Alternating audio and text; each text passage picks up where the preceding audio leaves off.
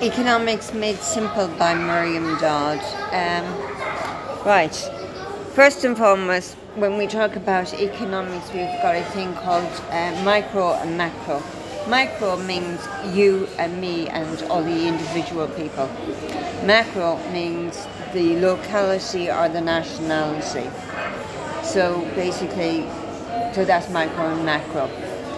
We have the banking system and we have the stock exchange system. The banking system came together as a idea where basically people would put their money, and if they wanted to save their money, they would get a little bit of interest on their money. Now, this money that the savers put in the bank and that was pooled together would be used to be lent out to ordinary people as loans and mortgages. These loans and mortgages would mean that people would get them, and on future earnings that they would earn, they would pay back money. This money that was paid back would be given to the savers, not as much interest, but considerably less interest actually, but would be given back to the savers in the form of some interest rates. And this is how it works when we talk about the retail banking sector, when we talk about the loans, the credit cards, the mortgages, and all that sort of stuff. On the other sector, we have banking, where we think about them as having basically for small businesses, where you get small business loans. Or if you want to start up a business, you will go to the bank and you will get some money to start off the business. And then we have medium-sized business where they get bigger investment loans, where they might want to invest in machinery that costs £10,000 or £20,000, or to build a hotel, or basically something like that costs a bit more. And that's the medium-sized business. And then of course we have the basically bigger businesses where you take something like M&S, which is a store that probably started out as a small little business in the beginning, but because it's got stores in Ireland and it's got stores in England, it's now become a bigger business. And because it's a bigger business, it may still be in the hands of the Marks and Spencers that originally sent it up, or it could be now put on the what they call the stock exchange, which means that you float your company on the stock exchange. If you want to get money from people, you can, what they do is they call it the float. So you float your company on the stock exchange, then the individual people in the public can come in and they say, I want to buy shares in that company, and they can buy and sell shares in that company. And depending on how much shares they buy and sell, and depending on how well that company does, depends on how much the stockholders actually have a say in the company, one, or basically how much money they make on the thing called dividends, which is once a year they get paid a lump sum for the initial investment that they made in that company. So that is how the stock exchange works. Now, the stock exchange would have been basically the really good one for the banking system is if you watch It's a Wonderful Life, you'll find out how really good banking system works and why it can be so good for people. The stock exchange, originally it was the idea of that when we had basically local farms and small towns, we had a good idea of what we were going to bring to the store in the small town. Or quite often, like with Robert Owen, where he had a factory, he would actually have a shop and he would have housing attached to his factory, and that's how people were able to do it then.